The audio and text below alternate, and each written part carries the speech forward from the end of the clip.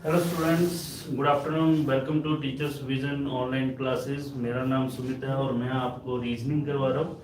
जल्दी से एक बार देख लो जरा, वॉइस वगैरह क्लियर है? एक बार मुझे जल्दी से बता दो जरा, वॉइस और पिक्चर क्लियर है? गुड आफ्टरनून विक्रम, दीक्षा, शौर्य, दीपक,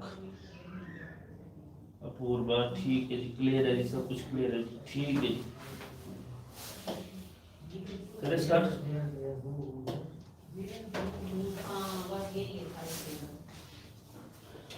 क्लियर है, ठीक है।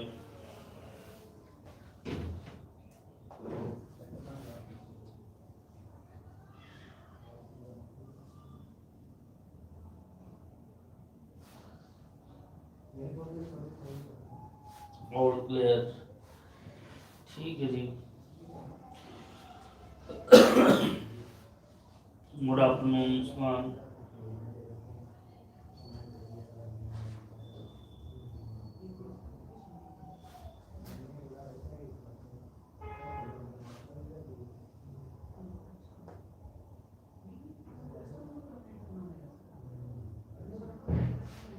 Good afternoon Puneet.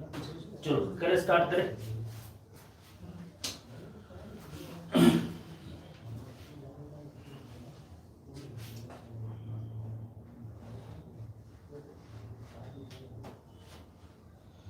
चलो जी, रीजनिंग स्टार्ट करते हैं जी। रीजनिंग में सबसे पहले कईयों ने करी भी होगी, तो बताओ मुझे कौन कौन से चैप्टर्स आते हैं रीजनिंग में,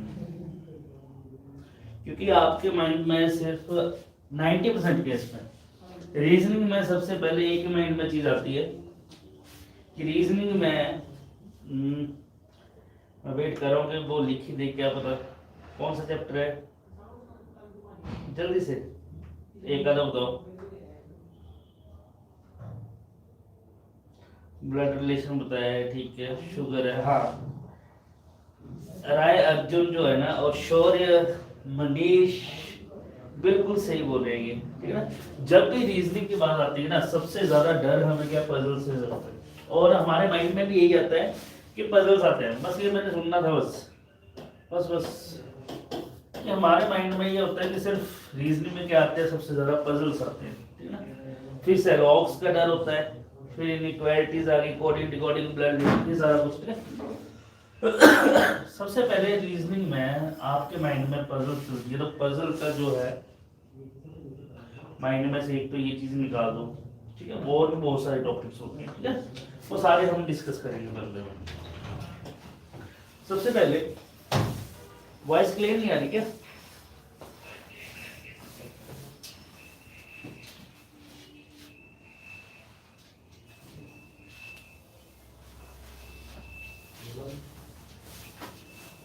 वॉइस क्लियर है ना?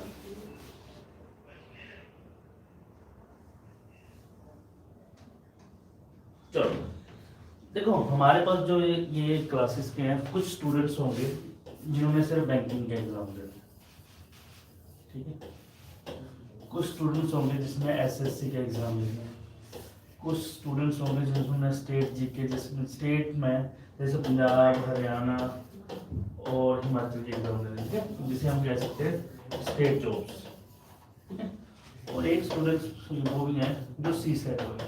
सी सेट वाले कौन कौन से हैं?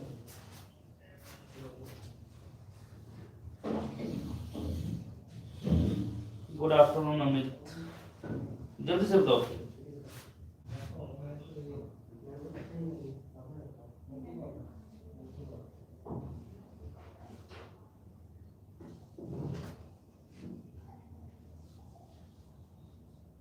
है कोई सी सेट वाला? हाँ, दीपक चौहान है, ठीक है। पुनीत है, काफी है, ठीक है ना। चलो, तो अब हम अगर सिलेबस की बात करें तो सिलेबस ज़्यादा डिफरेंट नहीं होता रीजनिंग में, ये चीज़ आपने याद रखनी है। कुछ कॉमन टॉपिक्स होते हैं,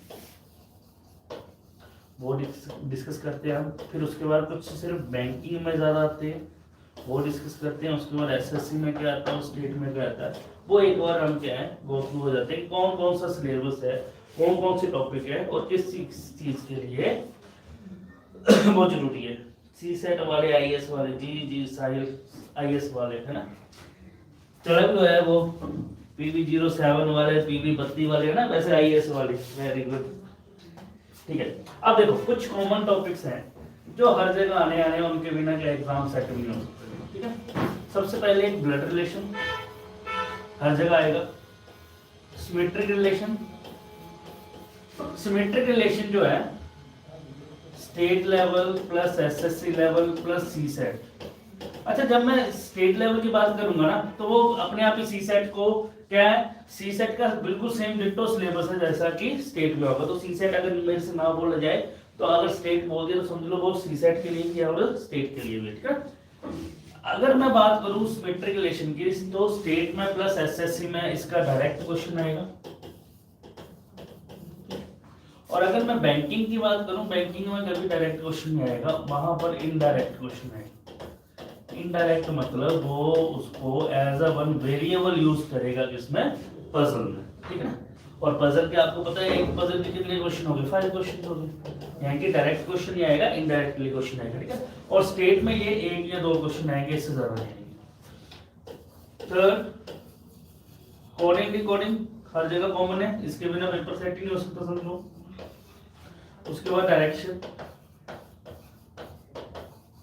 ठीक है। डायरेक्शन के बाद नंबर सीरीज,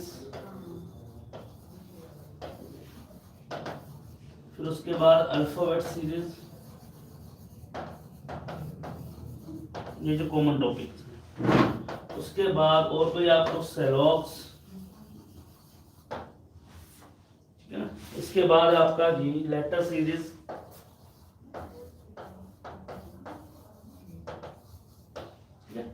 ये तो कॉमन टॉपिक्स हैं जो हर एग्जाम में आने वाले हैं। एक आधा होगा जो अभी स्किप हो गया होगा, ठीक है। उसके बाद अगर मैं बात करूं, सॉरी, बैंकिंग, बैंकिंग में सबसे पहले एक सिंबल ऑपरेशन, इसे हम इनइक्वालिटीज भी कहते हैं, ठीक है। उसके बाद सेकंड मेन आपका वैल्यू लॉजिक, मैं बड़ा बड़ा करके लिख रहा हूँ सारे मतलब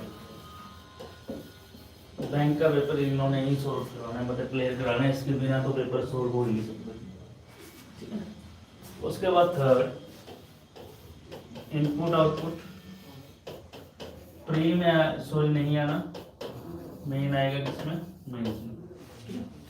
फोर्थ रहेगा arguments, assumptions, course of action, decision making। तो ये आपका सिलेबस किसका हो गया, बैंकिंग का, यानी कि कॉमन प्लस बैंकिंग को, बैंकिंग के ये 4 टॉपिक्स मिला लो तो ये सिर्फ किसका हो गया, बैंकिंग का, ठीक है ना। उसके बाद अगर मैं बात करूं एसएससी की plus state level plus C set, उसका जो सिलेबस है, ये जो remaining portion, clock, calendar, matrix, odd man out, ठीक है, नंबर रैंकिंग,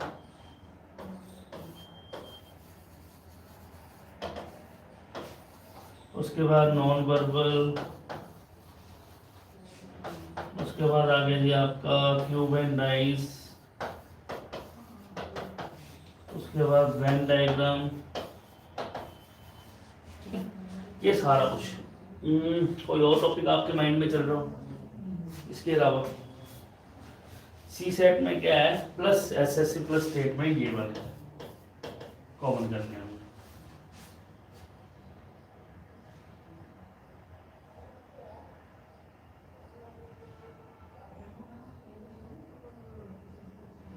क्लियर है?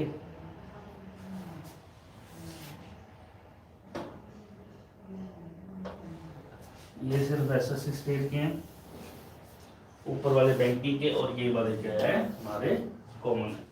कोई और माइंड में आ रहा हो कि सर ये टॉपिक रह गया, एक आधा हो सकता है मेरे से भी स्किप हो गया हो। फिगर काउंटिंग बेटा वो नॉन वर्बल में आती है। फिगर काउंटिंग जो है या नॉन वर्बल जो है नॉन वर्बल में अलग से 8 to 10 चैप्टर्स हैं, वैसे तो 14 चैप्टर है टोटल, ठीक है ना, जिसमें mirror image, water image, counting figure, फिर सीरीज, डॉट सिचुएशन, वो अमित सारा कुछ किसमें आएगा, नॉन वर्बल में आएगा।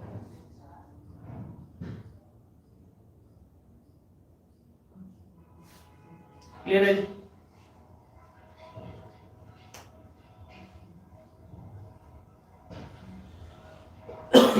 चलो स्टार्टिंग में हम क्या है, बेसिक से स्टार्ट करेंगे, जो बेसिक टॉपिक्स होंगे वो कवर करेंगे, उसके बाद ये देख लेंगे कौन सा एग्जाम पहले आने वाला, पहले वो वाले टॉपिक उठा लेंगे, बाद में दूसरे, अगर बैंकिंग का पहले आएगा तो बैंकिंग वाले उठा लेंगे, और सी सेट का आएगा तो सी सेट या फिर एसएससी या स्टेट का जो भी आएगा।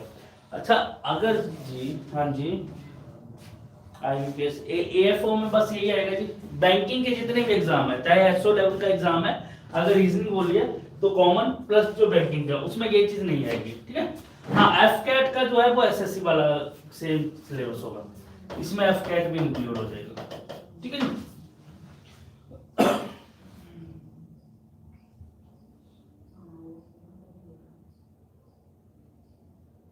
ठीक है पारोल, एफ कैट का पहले करवा देंगे, कोई चक्कर नहीं है, ठीक है ना, वन बाय वन सारे ही करेंगे, टेंशन आप।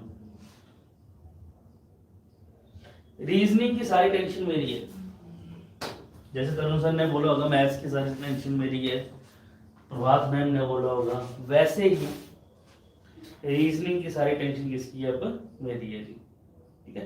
कैसे करनी है, कितना टाइम करनी है, वो सारा कुछ डिस्कस करेंगे। चलो करें, स्टार्ट करें जी। एसएससी स्टाफ सिलेक्शन कमीशन में नीट, जिसमें CGL, common graduate level, CHSL plus 2 base पे, उसके बाद food corporation of India, IB intelligence bureau, वो सारे एसएससी के अंदर, मतलब वही सिलेबस होगा सर। तो थोड़ा सा ओवरऑल आइडिया मिल गया कि रीजनिंग में टॉपिक्स कौन कौन से होते हैं, ठीक है। हाँ जी करें स्टार्ट, विक्रम कहता जी करो स्टार्ट। चलो हमारा जी फर्स्ट टॉपिक है,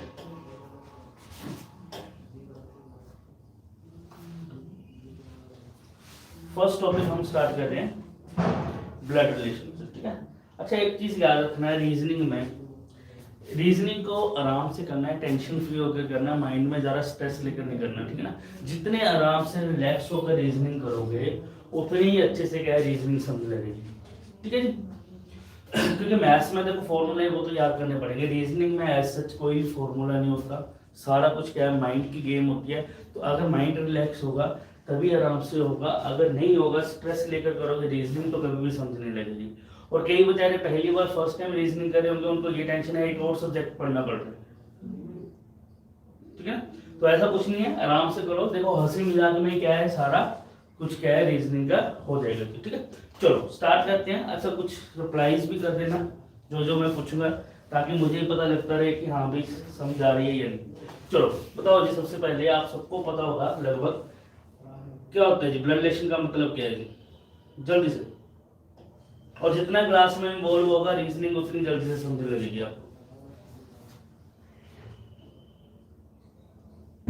क्या होता है जी ब्लड रिलेशन, मतलब क्या है ब्लड रिलेशन, जल्दी से।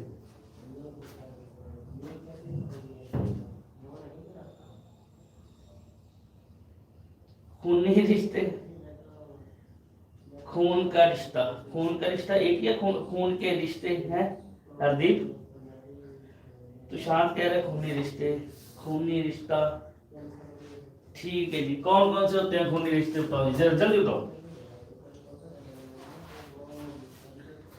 बिल्कुल सही है, खून के रिश्ते या खूनी रिश्ते जो भी आप बोलना चाहते हो रिश्तेदार जितने भी हैं, हाँ बताओ जी कौन कौन से रिश्तेदार। और मैंने ये पहला टॉपिक, देखो वैसे तो कोई और भी टॉपिक उठाया जा सकता था, ब्लड रिलेशन मैंने पहला टॉपिक इसलिए उठाया क्योंकि आपको थोड़ा सा पता होगा कि ब्लड रिलेशन में कौन कौन से रिलेशन आते हैं, उस हिसाब से आप थोड़ा सा क्लास में इन्वॉल्व भी हो जाए। पेरेंट्स बिल्कुल सही, और हिंदी में बता दो कोई चक्कर नहीं है, टाइपिंग इंग्लिश में करो चाहे। Father mother brother sister uncle aunt grand parents बिल्कुल सही। पैटर्नल वर्ड अकेला कुछ नहीं होता जी, ग्रैंड पेरेंट्स ठीक है। और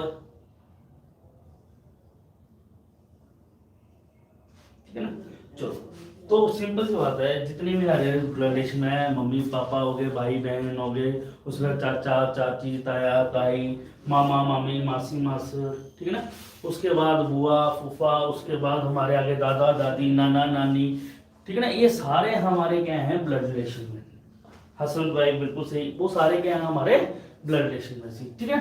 बट अगर मैं इंग्लिश में बात करूंगा तो इंग्लिश में ब्लड रिलेशन कम हो जाते हैं उतने ही, बट नाम उनके क्या है कॉमन हो जाते हैं, हस्बैंड वाइफ, ठीक है, फिर फादर मदर, उसके बाद हम बोल सकते हैं ब्रदर्स एंड सिस्टर्स, ठीक है ना, उसके बाद चाचा हो ताया हो मासर हो मामा हो या क्या है फूफा हो, उन सबके लिए हम क्या यूज करते हैं अंकल, उन सबके लिए हम क्या यूज करते हैं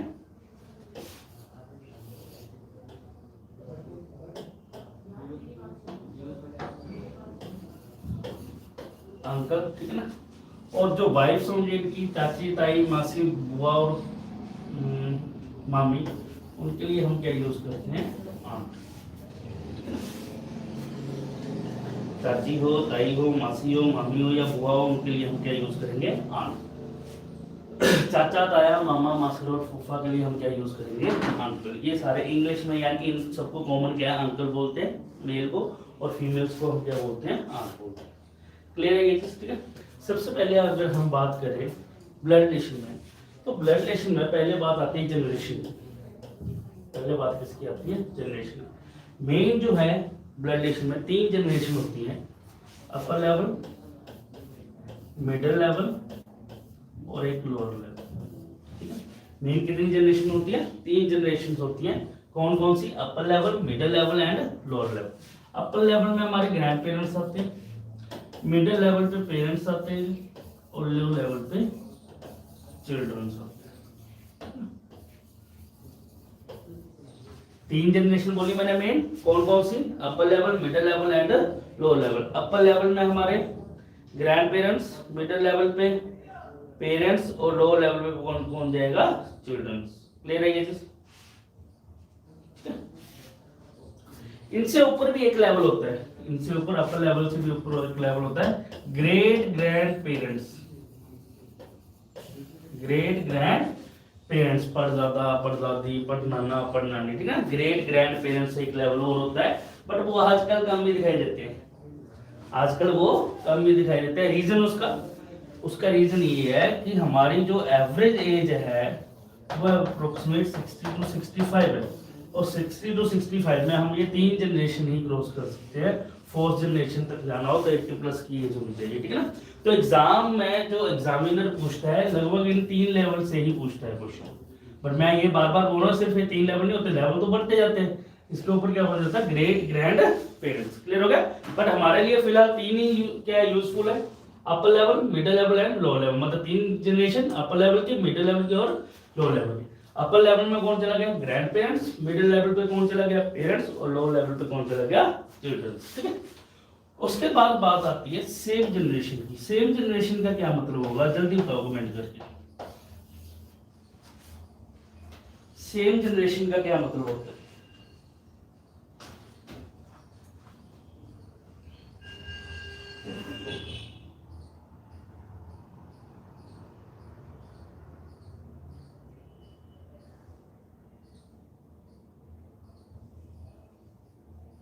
brother sisters, husband wife, Nancy ने बोला हुआ भाई बहन और cousins. Very good very good very good.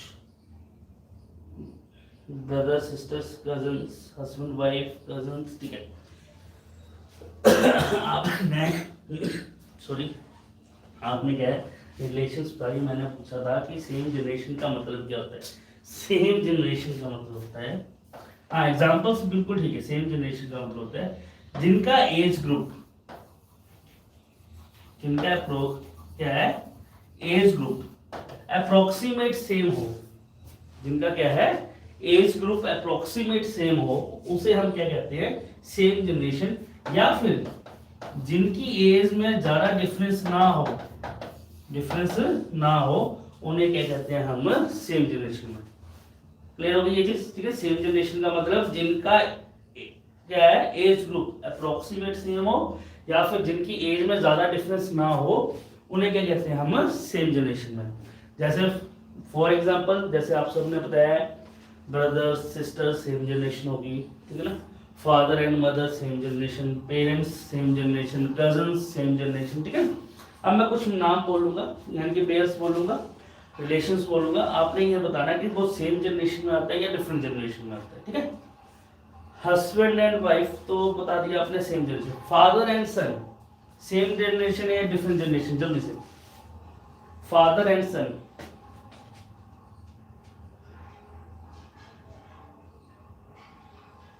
उसका डिफरेंट, ठीक है। अच्छा, ज्यादा टाइप नहीं करना, जो भी अब मैंने आंसर पूछा हो उसका सिर्फ आपने फर्स्ट लेटर ही का टाइप कर देना है। जैसे डिफरेंट हो गया तो डी लिख दिया, पता लग गया यस सर यस, पूरा लिखोगे तो टाइम वेस्ट है, सिर्फ वाई बस, और नो के लिए एन लिख देना, ज्यादा नहीं है, ठीक है। बाकी मैं आपको रीजनिंग में अपने आप समझाऊंगा कि आपने क्या लिखा हुआ है, ठीक है। कोडिंग करनी स्टार्ट कर देंगे पहले दिन से।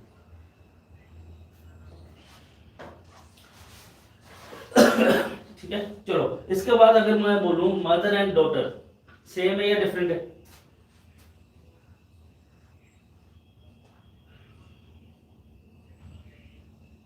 ठीक है, डिफरेंट होगी, ठीक है, वेरी गुड। अगर मैं बोलूं फादर एंड मदर,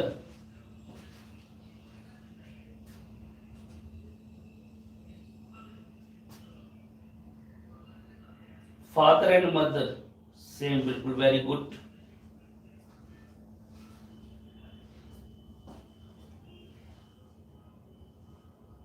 ठीक है, क्लियर हो गई ये चीज, ठीक है। सेम जनरेशन का पता लग गया आपको। अब उसके बाद अब मैंने अभी आपको बताया कि लेवल हमारे कितने हैं, 3 लेवल है जनरेशन के, अपर level, middle level and low level. कौन कौन सा बताया मैंने? अपर level, middle level and low level. अब मुझे ये बताओ इन तीनों में जो हस्बैंड वाइफ का पेयर है वो कौन से लेवल पे है? साहिल कह रहा है डिफरेंट भी सेम भी हो सकते हैं, कौन से बेटा?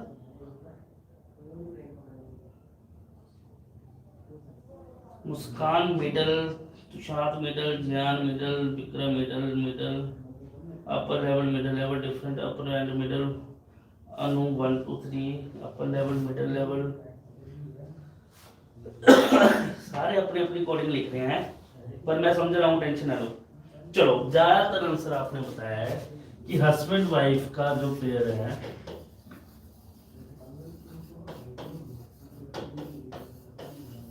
वो कहाँ आएगा? मिडिल लेवल पे, मतलब पेरेंट्स में, बिल्कुल सही। अब मुझे ये चीज बताओ, छोड़ दो ये चीज बताओ, ग्रैंड पेरेंट्स कौन होते हैं हमारे? कौन कौन है ग्रैंड पेरेंट्स, जल्दी बताओ।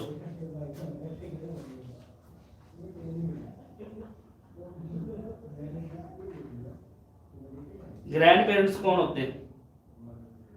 एग्जाम्पल,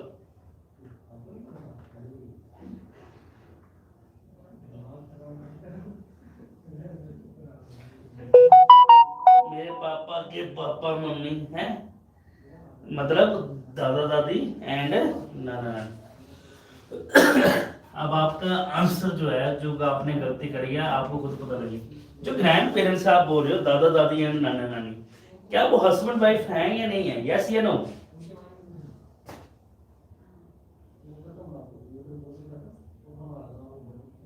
तो दादा दादी और नाना नानी आप बोल रहे हो, तो वो हस्बैंड वाइफ हैं या नहीं है? अब अपने आप पे हंसोगे आप। तो आप तो बोल रहे हो कि पेरेंट्स जो हस्बैंड वाइफ का पेयर है मिडिल में ही आएगा, वो तो हस्बैंड वाइफ, इसका मतलब यहां भी हो सकती है। समझ लगी ये चीज, ठीक है। अब तो चिल्ड्रंस है, ये बेचारे हमेशा बच्चे थोड़ी रहेंगे, इन बेचारों की भी तो शादी होगी है, और माँ बाप के लिए बच्चे जितने मर्जी बड़े हो जाएं वो तो बच्चे रहेंगे, तो इन बेचारों की भी अगर शादी होगी तो यहाँ पर भी तो हस्बैंड वाइफ बनेगा। समझ लग रही है? यस या नो है? हाँ, मुस्कान हंस रही है, अब मुस्कान के सभी हंस रहे होंगे। तो भाई साहब सारे सुनो कि हस्बैंड वाइफ का पेयर माइंड में सेट नहीं कर लेना, क्योंकि रीजनिंग में यही है कि हम पहले ही फिक्स कर लेते हैं, जिसकी वजह से गलती होने के ज्यादा चांसेस हो जाते हैं, ठीक है। पहले फिक्स नहीं कर लेना कि हस्बैंड वाइफ का जो पेयर है वो मिडिल लेवल पे जाएगा, नहीं जी, वो अपर लेवल में भी जा सकता है, मिडिल में भी जा सकता है और लो लेवल में भी जा सकता है। यानी कि हस्बैंड वाइफ का पेयर जो है अपर लेवल में भी जाएगा, मिडिल में भी जाएगा और लोअर लेवल में भी जाएगा। आप ध्यान से सुनना, प्लस कर रहा हूं मैं, जितने भी रिलेशंस होते हैं, हर रिलेशन हर जनरेशन में होता है। हर रिलेशन क्या है, हर जनरेशन। जैसे हमारे भाई बहन है, तो हमारे घर वालों के भी तो भाई बहन है, हमारे दादा दादियों के भी तो भाई बहन होंगे, ठीक है ना। तो देखो हर रिलेशन हर जनरेशन में होगा। तो हमें कैसे पता लगेगा कि उसने अपर में जाना है, मिडिल में जाना है या लोअर लेवल में जाना है जी? वो हमें पता लगेगा स्टेटमेंट से कि हमारा उनके साथ क्या रिलेशन है। वो डिसाइड करेगा कि उन्होंने अब अपर में जाना है, मिडिल में जाना है या लोअर में जाना है, ठीक है। तो अभी मैंने ये सिर्फ ये समझाया आपको कि जो हस्बैंड वाइफ का पेयर है या कोई भी रिलेशन है, हर जनरेशन में आपको मिलेगा। जैसे एज गैप होगा तो उनका हमारे साथ रिलेशन चेंज हो जाएगा, बट वो अपने लेवल पे तो उनका रिलेशन वही रहेगा ना, ठीक है ना। तो हमें कैसे पता लगेगा कि हमारा उनके साथ क्या है, कौन सा लेवल पे जाएगा, अपर पे, मिडिल पे या लोअर पे? वो डिसाइड करेगा कि हमारा उनके साथ क्या रिलेशन, जो हमारा उनके साथ रिलेशन होगा उसी के अकॉर्डिंगली हम ये फिक्स करेंगे कि उन्होंने अपर में जाना है, मिडिल में जाना है या लोअर लेवल में जाना है। क्लियर होगी ये चीज, ठीक है। तो अब मुझे आपने सिर्फ ये बताना है कि जो हस्बैंड वाइफ का पेयर है वो अपर लेवल में जाएगा, मिडिल में जाएगा या लोअर लेवल में जाएगा। क्लियर हो गया? अब सुनो ध्यान से, स्टेटमेंट सुनना ध्यान से। कोई हस्बैंड वाइफ है, मैं उनका सन हूं, तो बताओ जी जो हस्बैंड वाइफ का पेयर है फर्स्ट लेवल पे आएगा, सेकंड पे या थर्ड पे? मतलब अपर पे, मिडिल पे या लोअर पे?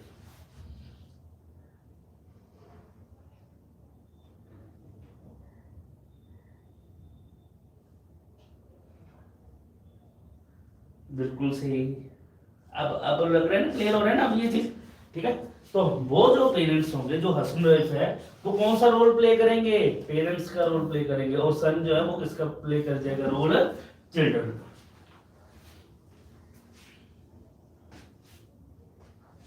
क्लियर हो गई ये चीज, ठीक है ना। हाँ, ये भी बोल सकते हैं कि ये कि यहाँ पर और एक चिल्ड्रन यहाँ पर है, ये भी तो इनके चिल्ड्रन है। यानी कि हमारे सिर्फ दो लेवल बनेंगे, एक पेरेंट्स का रोल प्ले करेगा और एक, हमने ये चीज थोड़ी देखनी है, हमने बाद में ये चीजें देखनी है। तो एक रोल प्ले करेगा पेरेंट्स का, एक रोल प्ले करेगा कौन सा? चिल्ड्रन का। क्लियर है? अब ध्यान से सुनना, हस्बैंड वाइफ है, मैं उनका ग्रैंडसन हूं, बताओ जी कौन से लेवल पे जाएंगे हस्बैंड वाइफ? यानी कि कौन कौन से लेवल रोल प्ले करेंगे?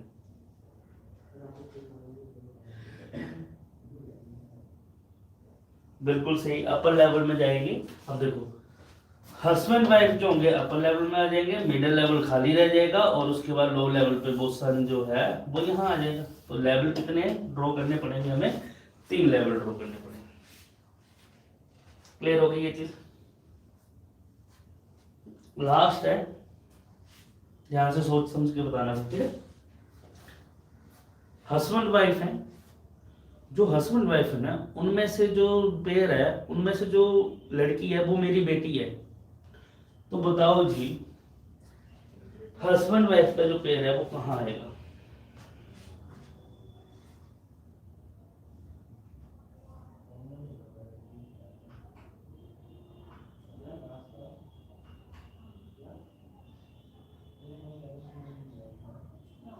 विक्रम ध्यान से सुनो, मैं फिर दोबारा बोल रहा हूं कि हस्बैंड वाइफ है कोई, जो हस्बैंड वाइफ है उनमें से एक मेरा क्या है, एक मेरी क्या है, बेटी है।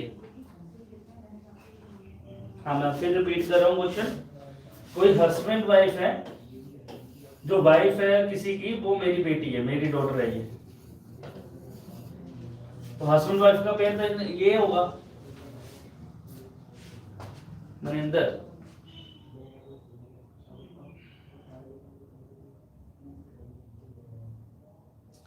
ठीक है।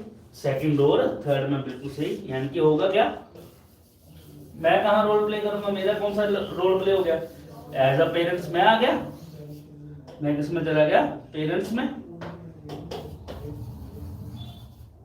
ठीक है ना।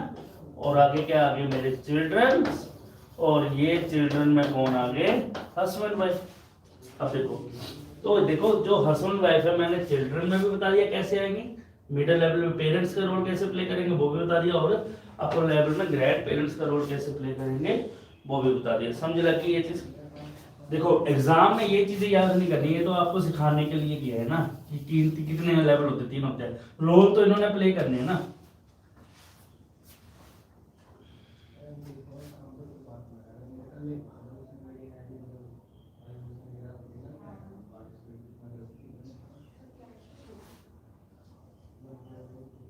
यहां तक किसी को डाउट जी?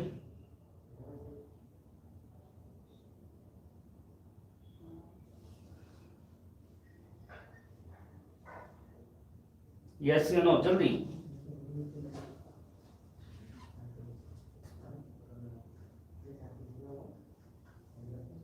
ठीक है चलो। तो अभी तक क्या हुआ, एक अपर लेवल, मिडिल लेवल और लो लेवल। कितने लेवल होते हैं जनरेशन के? 3 लेवल होते हैं। ग्रैंड पेरेंट्स, अच्छा लिखने की तरफ ध्यान नहीं देना, समझने की तरफ ध्यान देना, ठीक है ना। मिडिल लेवल में पेरेंट्स और लो लेवल में कौन आ गया? क्लियर होगी ये चीज, ठीक है ना। उसके बाद बात करती है जेंडर की। तो जेंडर 2 ही है मेन कंसीडर जो हमने करने, 2 ही करने की, एक मेल और एक फीमेल। थर्ड भी है जेंडर एक, बट वो एग्जामिनेशन पॉइंट ऑफ व्यू से अभी नहीं आया, कोई क्वेश्चन नहीं बना उसका, जब बनेगा तब देखेंगे। बट अगर एग्जामिनेशन पॉइंट ऑफ व्यू से बात करें तो हमने सिर्फ 2 ही जेंडर की स्टडी करनी है, एक मेल और एक फीमेल। क्लियर होगी ये चीज, ठीक है। अब ध्यान से सुनिए, जब भी कोई मेल पर्सन होगा उसके साथ हमने पॉजिटिव साइन लगाना है, फीमेल होगी तो उसके साथ नेगेटिव। अब जरूरी नहीं है पॉजिटिव या नेगेटिव लगाना है, आपकी मर्जी है। मेल को क्या बॉक्स बना सकते हो, फीमेल को क्या ट्रायंगल बना सकते हो, कुछ भी बना सकते हो। मतलब आपको याद होना चाहिए कि आपने मेल के लिए क्या यूज किया है और फीमेल के लिए क्या यूज किया। बट मैं पूरी क्लास में, पूरी रीजनिंग में, पूरी क्लास में नहीं मैं बोल रहा, full A to Z reasoning में मेल के लिए मैं पॉजिटिव साइन यूज कर रहा हूँ, फीमेल के लिए मैं नेगेटिव साइन यूज कर रहा हूँ। क्लियर होगी? अब ये पॉजिटिव या नेगेटिव साइन यूज क्यों करें, ठीक है।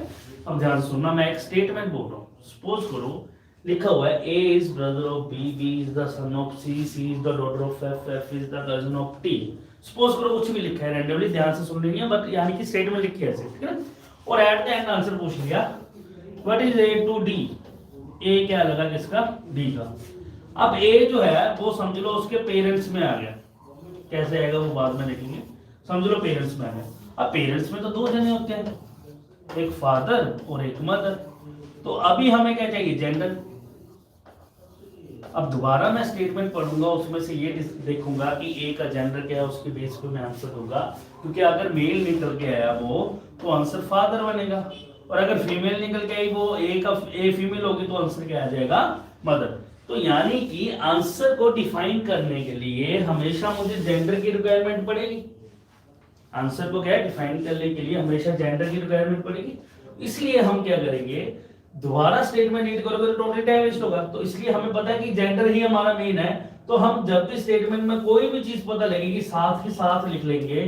कि जैसे पता लग गया ए क्या है? मेल है, तो ए मेल हो गया, साथ में लिख लेंगे। तो अब देखो अगर एट द एंड पूछा होता A what is A to D और ए के साथ लिखा होता पॉजिटिव साइन, और आंसर में हमें पता लग गया वो ए जो है वो पेरेंट्स होता, पेरेंट्स में वो पॉजिटिव साइन है, पॉजिटिव साइन मतलब क्या है? वो फादर हो गया, ठीक है ना।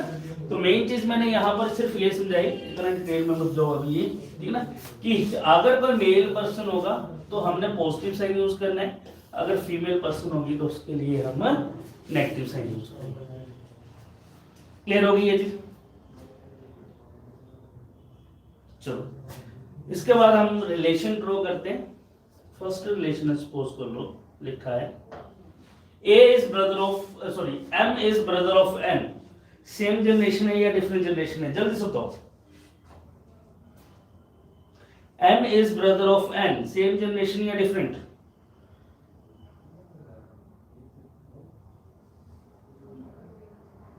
सेम, बिल्कुल सही। तो M ब्रदर है किसका? N का। M ब्रदर है किसका? N का। सेम जनरेशन होगी। अच्छा एम ब्रदर हुआ एन का, तो एन क्या लगा एम का, जल्दी से बताओ।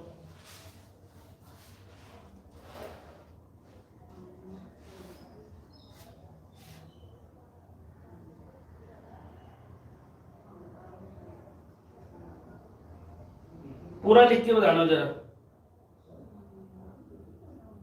Can not determine, not define, not define बताया नहीं क्वेश्चन में, नॉट डिफाइन, ठीक है। और ब्रदर और सिस्टर, ब्रदर और सिस्टर बिल्कुल सही, या तो ब्रदर होगा या तो सिस्टर होगी, क्यों, क्योंकि अभी एन का हमें पता नहीं है एन क्या है एम का, बिल्कुल सही।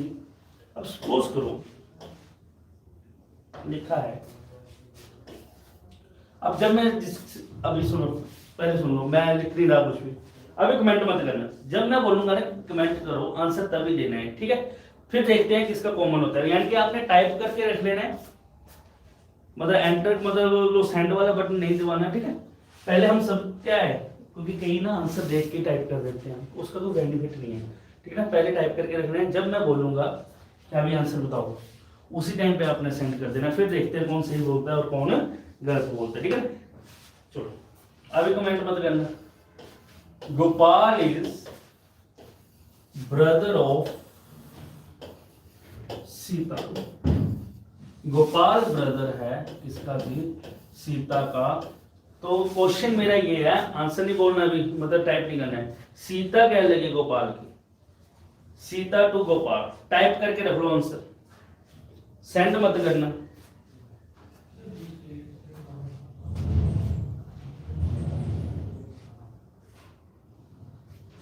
सिर्फ टाइप करके रखो। क्वेश्चन है कि सीता टू गोपाल, सीता क्या लगा या क्या लगी गोपाल की। दीपक रुक जा, दीपक दीपक रुक जा, दीपक रुक जा। मैंने बोला जी Gopal is brother of Sita, Gopal brother है किसका, सीता का। अब आंसर में आपने ये बताना, सीता टू गोपाल, सीता क्या लगे गोपाल की या क्या लगा गोपाल का। चलो जी बताओ ये आंसर क्या है। आरती ने आंसर दे दिया, सिमरन, सौरभ कहता पता ही नहीं, ब्रदर और सिस्टर, आइदर ब्रदर और sister, brother not different sister, not different sister, sister can not determine sister, brother sister, very good very good. अपने अपने देखो ना, अब सारे आंसर अलग अलग आ रहे हैं ना, अब कईयों का अब दिमाग द्वारा चलेगा, पता नहीं क्या आंसर आना था।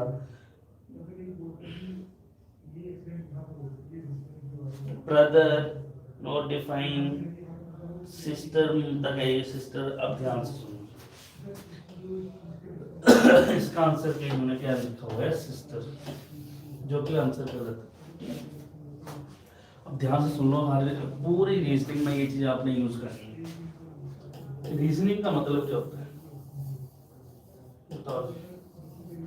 रीजनिंग में बेसिकली हम करते क्या, हम फाइंड आउट करते हैं, मैं रीजनिंग का मीनिंग समझा रहा हूँ, फाइंड आउट करते हैं रीजन, ठीक है। मैंने पहले ही बोला है कि मैथ्स में फॉर्मूलाज होते हैं जिनके में स्ट्रेटजी क्या है, ठीक है ना, ग्रामर के रूल्स होते हैं अपने, ठीक है ना। अब ध्यान से सुनो जरा, रीजनिंग में क्या है, क्योंकि फर्स्ट टाइम क्या सब्जेक्ट है, रीजनिंग में हम क्या फाइंड आउट करते हैं रीजन, और रीजन सारे कहाँ से फाइंड आउट होने हैं, आपकी सोच से, यानी आपके माइंड से।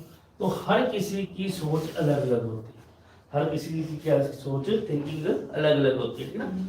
आपने क्या फाइंड आउट करने हैं रीजन, यानी कि आपके सामने कोई प्रॉब्लम है, आपने उसका क्या है कोई सोल्यूशन निकाला है, सोल्यूशन किस बेस पे निकाला है, अब उसका एक क्या होना चाहिए आपके पास रीजन।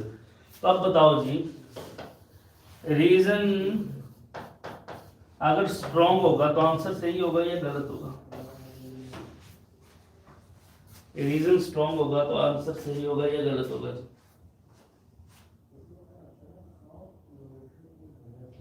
बिल्कुल साहिल सही होगा ना। और अगर आपका रीजन वीक हो गया तो सामने वाले को बोलने की हिम्मत आ जाएगी सामने वाले की। तो रीजन क्या है, हमने वीक दिया तो क्या होगा, सामने वाला क्या है जी बोल पड़ेगा, अगर बोल पड़ा तो वो हमें क्या दबा भी सकता है जी अपनी बातों में, ठीक है ना। अब ध्यान से सुनो, यानी कि रीजनिंग में हमने क्या फाइंड करना है, एक वैलिड रीजन, क्या फाइंड आउट करना है, एक वैलिड रीजन या फिर क्या कहना है, स्ट्रॉन्ग रीजन फाइंड आउट करना है। जितना रीजन स्ट्रॉन्ग होगा आपका आंसर उतना ही एक्यूरेट होगा। अब आपने कई बच्चों ने देखा होगा कि एक सिंगल क्वेश्चन होता है रीजनिंग का, उसके एक से ज्यादा आंसर बन जाते हैं, कई बार 2 आंसर भी बनते हैं रीजनिंग में, आपने काफी हद तक देखा होगा। तो उसमें से वैलिड कौन सा माना जाएगा, कौन सा सही मानेगा, वो वैलिड माना जाता है जिसके एक से ज्यादा आंसर क्या है, सॉरी जिसका क्या है रीजन क्या होगा, स्ट्रॉन्ग होगा। अगर दोनों रीजन स्ट्रॉन्ग होंगे तो आंसर दोनों ही वैलिड माने जाएंगे। अगर दोनों रीजन स्ट्रॉन्ग है तो आंसर क्या है, दोनों ही वैलिड माने जाएंगे। अगर बाई चांस दो में से एक रीजन वीक दिखाई दे रहा है दूसरे के सामने, तो फिर कौन सा रीजन स्ट्रॉन्ग होगा, जो स्ट्रॉन्ग होगा, जो वैलिड होगा, आंसर वो माना जाएगा। अब यहां पर बताओ मुझे, गोपाल मेल है, कहां से पता लग रहा है, गोपाल मेल है कहां से पता लग रहा है,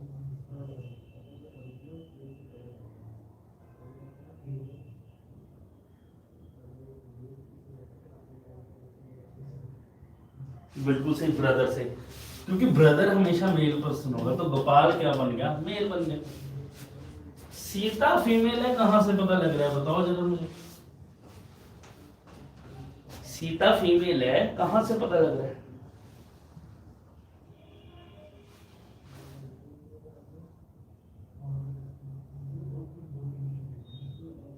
एंड मतलब नेम से। चलो अब कुछ बोल रहे हैं, सीता क्या है पता लग रहा है कहां से,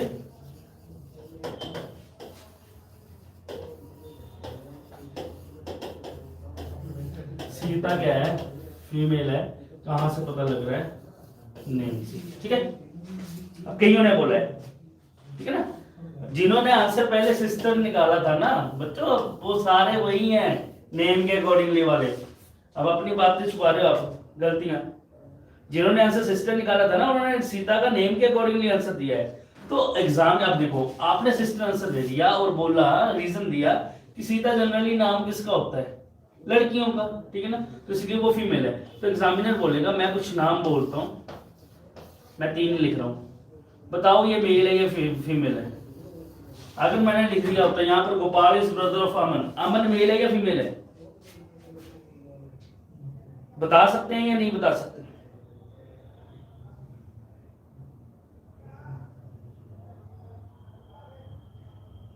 नहीं ना बता सकते। तो एग्जामिनर बोलेगा बेटा मैंने सीता की जगह अगर अमन लिख दिया, तब तुम क्या करोगे, फंस गए, हम अपनी बातों में फंस गए ना फिर, ठीक है ना। अब हम लिखते अमरजीत, वो भी मेल भी कंसीडर होता है, फीमेल भी कंसीडर, देखा होगा आपने।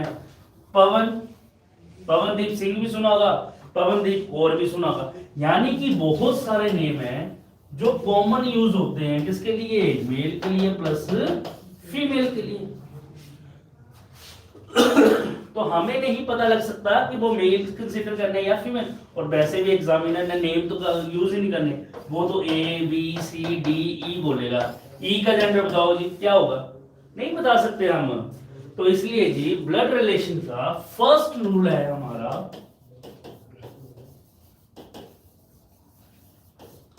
कि नेम के अकॉर्डिंगली कभी जेंडर डिफाइन नहीं करेंगे।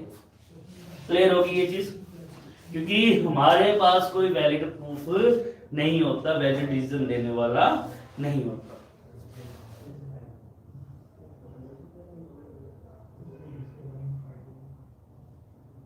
क्लियर है जी ये। अब एग्जामिनर मजाक कर दिया आपसे कि मैंने थी सीता नहीं, मैंने तो शॉर्ट फॉर्म में लिखा था, असली नाम तो इसका सीताराम था, है हो सकता है ना वो भी, ये मजाक की बात थी, सीरियस मत लेना। सीता की जगह सीताराम भी तो हो सकता था वो।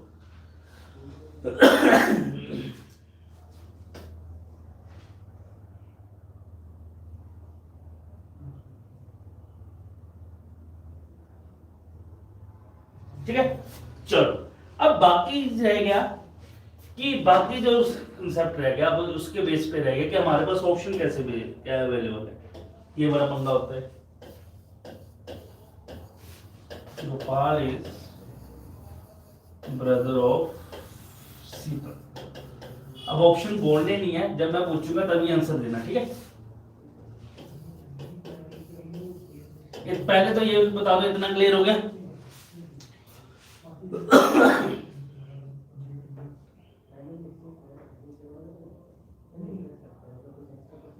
ठीक है, चलो अब जी बाकी बात रहेगी किसके ऊपर, ऑप्शंस के ऊपर। सपोज करो पहला केस उसने दे दिया, फर्स्ट केस ऑप्शन दे दिया आपको 4। अब अभी आंसर मत टाइप करना, जब मैं बोलूंगा तभी टाइप करना, देखते हैं कौन आंसर सही देगा और कौन गलत देगा। मतलब आपने टाइप करके रख लेना है, सेंड तभी करना है जब मैं पूछूंगा। ऑप्शन आ गया जी, सीता टू गोपाल पूछना है, सीता टू गोपाल।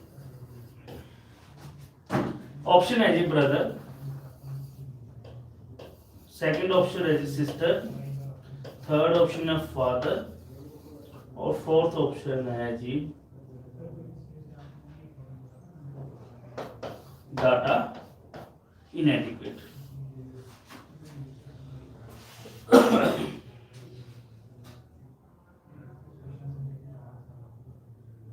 मनिंदर, नैन्सी, अब जब आंसर बता होते हैं ना तो सारे बोलने लग जाते हैं, मैंने बोला आंसर बता दो है।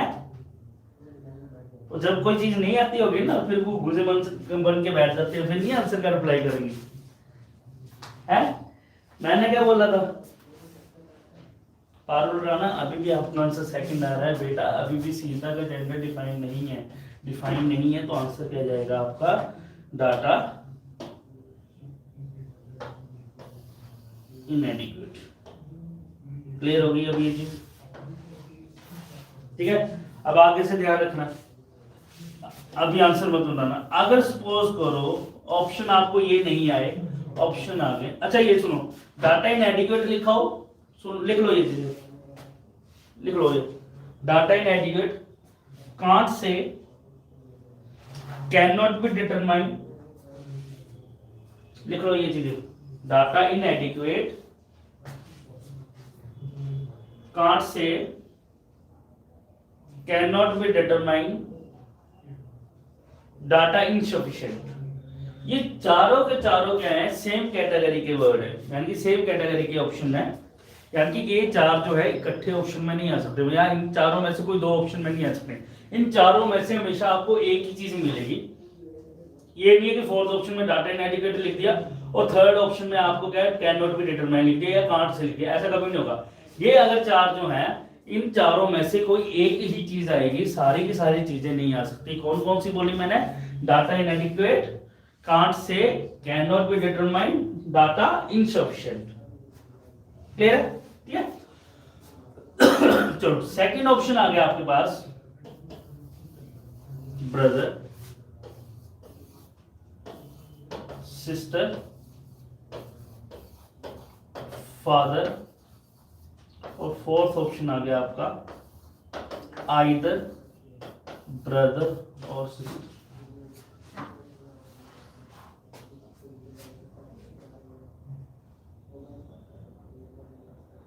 दो ही आंसर जल्दी, बिल्कुल सही। मजा भी आएगा देखने में ना फिर कि कौन सही बोल रहा है कौन गलत बोल रहा है, और गलतियां भी पता लगेंगी आपको कि आप गलत कहां हो। देखो आंसर सारा सही कर लिया, फाइंड आउट सही कर लिया, बट ऑप्शन में गड़बड़ी कर दी तो फिर फायदा क्या होगा। फोर्थ ऑप्शन आंसर आएगा, क्या आएगा, आइदर ब्रदर और सिस्टर, बिल्कुल सही जी। थर्ड केस आ गया, अगर सपोज करो ऑप्शन ये आ गया, ये मैं पूरी रीजनिंग के लिए बता रहा हूं मैं, brother, father, uncle, none of this. Answer अपने पास रखना जरा।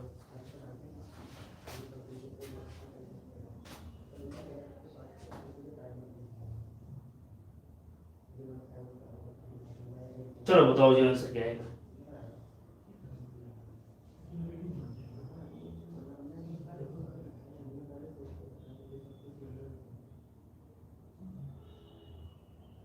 कोई बोल रहा है 1 आएगा, कोई बोल रहा है 4 आएगा। अब देखो जो 1 वाले हैं और 4 वाले कॉन्ट्राडिक्शन आ गई दोनों को ऑप्शन में। अब दोनों में से कोई एक ठीक होगी, या तो ब्रदर आंसर आना है या फिर नन ऑफ दिस आंसर आना है। अब यहाँ पर जो आंसर है जी, बता दो यहाँ करने टाइप होगी, ऐसी ऑप्शन नहीं आएंगे बेटा, ऐसी ही ऑप्शन आएंगी ज्यादा एग्जाम में जहाँ कंफ्यूजन क्रिएट होगी। देखो कंसेप्ट तो हर जगह सेम होता है, रीजनिंग में उसने उलझाना कहाँ है आपको, ऑप्शंस में तो ये उलझाना है। देखो नंबर फाइनल लग रहा है हमें, एक नंबर आ गया, बट ऑप्शन गलत कर दोगे तो नंबर भी गया, ऊपर से नेगेटिव मार्किंग भी। यहाँ पर आंसर आएगा जी ब्रदर, फोर्थ वाली गलत है जी, यहाँ पर आंसर क्या आना है ब्रदर। अब क्यों आना है उसका रीजन, अच्छा कोई चीज ना समझ लगे या मैं बोल रहा हूँ कि हाँ भाई इसको ऐसे नहीं ऐसे करना है, तो आपने उसका रीजन पूछना है जरूर, ठीक है ना, कोई भी चीज क्रैम नहीं करनी हमने, ठीक है, क्योंकि रीजनिंग में क्रैमिंग के लिए कोई चीज नहीं है, पूरा क्या है रीजंस के बेस पे होगा। और कोई चीज नहीं समझ लग रही या पता लग गई, मैं जबरदस्ती बोलूं कि हाँ भाई इसको ऐसे ही करना है, क्यों करना है उसका रीजन जरूर पूछना है, ठीक है ना। अब सुनो, नन ऑफ दिस का मतलब क्या होता है, फुल फॉर्म लिखो जरा जल्दी, एनओटी का मतलब क्या है?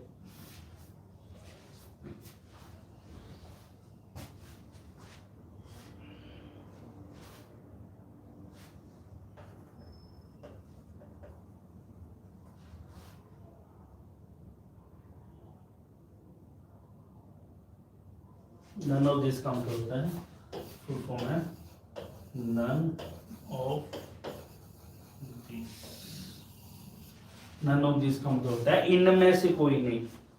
हिंदी में हम क्या बोलेंगे इसको, इनमें से कोई नहीं, इनमें से कोई नहीं, फादर गलत हो गया, अंकल गलत हो गया, और अगर हम मैं फोर्थ को क्लिक कर रहा हूँ ना सही आंसर, तो मैं जी ब्रदर को गलत बोल रहा हूँ, इनमें से कोई नहीं, यानी कि ब्रदर भी गलत हो गया, फादर भी गलत हो गया, अंकल भी गलत हो गया।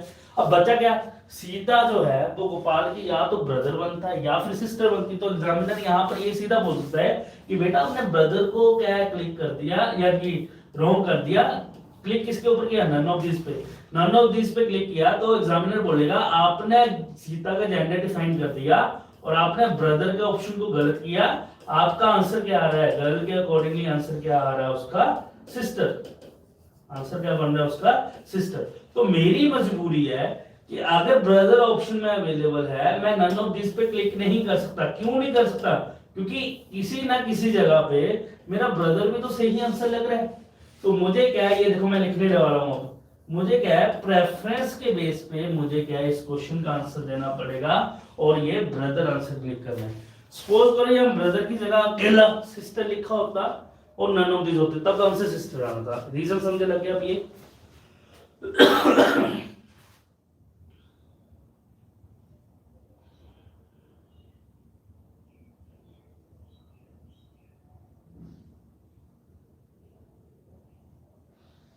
रिपीट कर रहा हूं जी मैं, देखो अगर मैं यहां पर नन ऑफ दिस क्लिक कर रहा हूं, नन ऑफ दिस का मतलब इनमें से कोई नहीं, इनमें से कोई नहीं, तो इसका मतलब क्या हो, मैं फादर को गलत कर रहा हूं,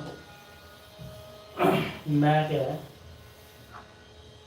ब्रदर को गलत कर रहा हूं, मैं अंकल को गलत कर रहा हूं। मेरे आंसर क्या आने थे, मेरे आंसर आने थे या तो ब्रदर आंसर आना था या सिस्टर आंसर आना था, यही तो आंसर आने थे ना। अगर मैं क्लिक कर रहा हूं fourth option none of this, तो इसका मतलब मैं ब्रदर को गलत बोल रहा हूं, तो इसका मतलब मैंने सिंगल आंसर निकाल लिया है, जबकि इस क्वेश्चन का भी सिंगल आंसर आ नहीं सकता, क्यों, क्योंकि सीता का भी जेंडर डिफाइन ही नहीं है, सीता मेल भी हो सकती थी फीमेल भी हो सकती थी, यानी कि मेरी मजबूरी है मैं नन ऑफ दिस को क्लिक नहीं कर सकता। क्यों नहीं कर सकता, क्योंकि अगर मैंने नन ऑफ दिस को क्लिक कर दिया तो ब्रदर कैंसिल हो सकता है, तो नन ऑफ दिस की जगह मुझे अब प्रेफरेंस देनी पड़ेगी किसको, जो ऑप्शन में अवेलेबल है, तो वो कौन सा है जी, ब्रदर अवेलेबल था तो ब्रदर को क्लिक करना पड़ेगा मुझे। अब थोड़ा सा भी डाउट है ना, एक एग्जांपल मुझे और देने दो फिर अब समझ लग जाएगा। अब देखना नन ऑफ दिस का आंसर आएगा, अगर ये केस 4, ये देखो अगर सपोज करो ऑप्शन ये आ जाता है, आंसर बता देना साथ साथ, father, mother, uncle, none of this, बताओ फोर्थ केस में कौन सा आंसर आएगा,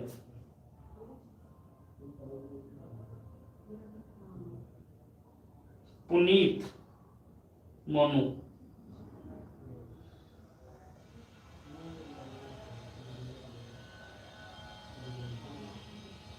ठीक है पुनीत, जल्दी, मैं आपका आंसर की वेट कर रहा हूँ।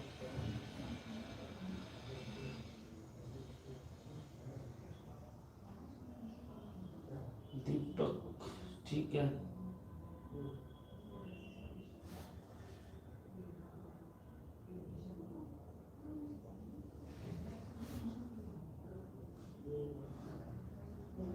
फोर्थ, अब आंसर फोर्थ क्यों आया जी? जल्दी बताओ जरा मुझे सारे, या सोचो, नहीं बता सकते कमेंट में लिखना ज्यादा पड़ जाएगा ना।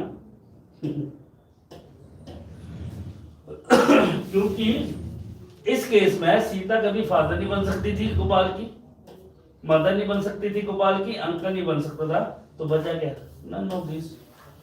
बट यहां पर ब्रदर तो बन सकता था ना, ब्रदर बन सकता था, तो प्रेफरेंस पहले किसको जाएगी? ऑप्शन को जाएगी। बिल्कुल पारुल, अब चीज क्लियर होगी। पुनीत क्लियर है अब?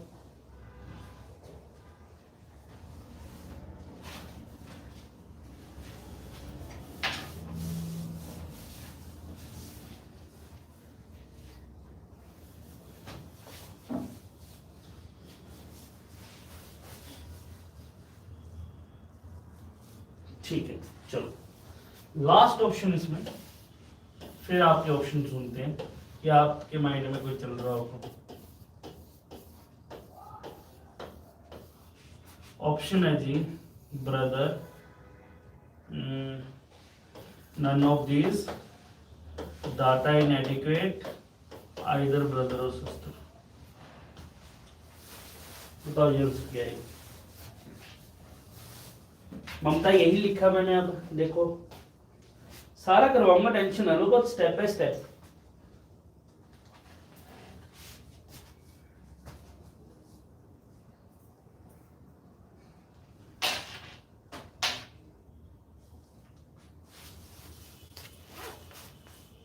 बिल्कुल सही जा रहे हो लगभग सारे। मुस्कान ने गलत लिखी है।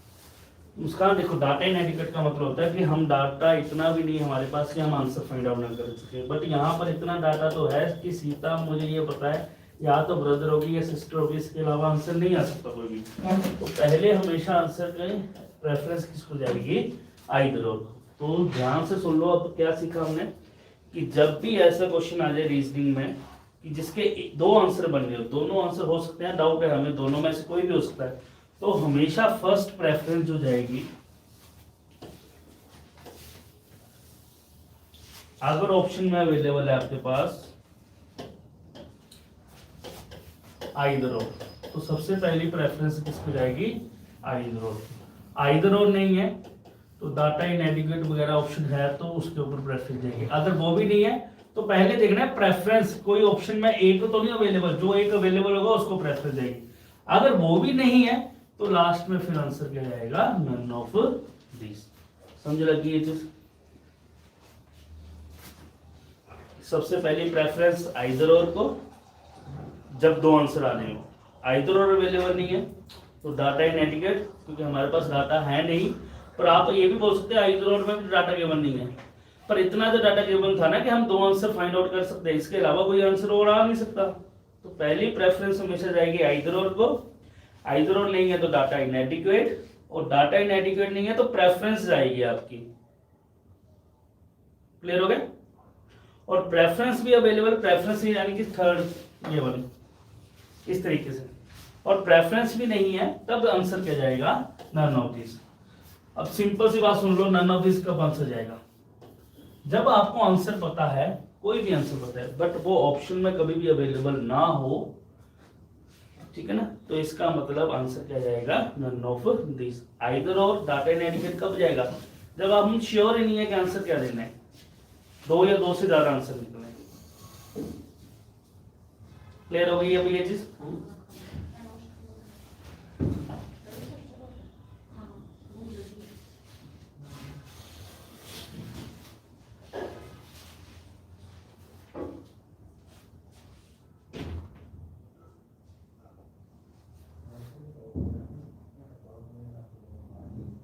यस या नो तो बोल दो।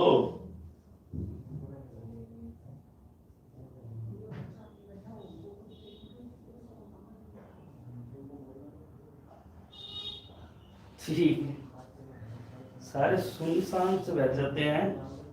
हाँ अब आगे सारे मैसेज, ठीक है। अब किसी के माइंड में कुछ चल रहा हो, किसी के माइंड में ऐसा तो नहीं चल रहा कि सर अगर ऐसा होता फिर, अच्छा ये लिखो कि ऑप्शन आ जाते brother, sister, father, none of these. किसी के माइंड में ये तो नहीं चल रहा।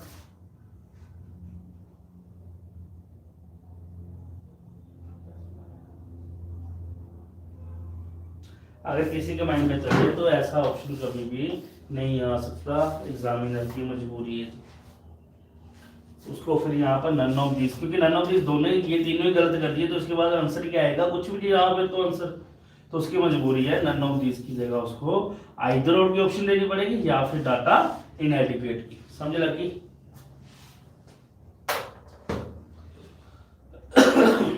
किसी को डाउट थी यहां तक कोई?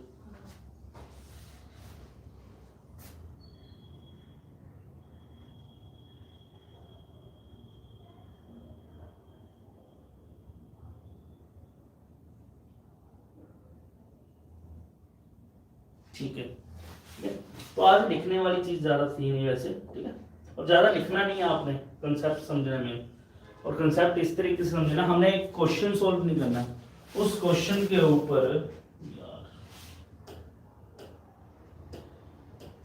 उस क्वेश्चन के ऊपर और कितने क्वेश्चन पुट कर सकता है एग्जामिनर, वो चीज सीखनी है हमने मेन, यानी कि कंसेप्ट के ऊपर जोर देना है, क्वेश्चन के ऊपर जोर नहीं देना। क्लियर हो गया? आई होप आज का सेशन आपको अच्छा लगा होगा रीजनिंग का।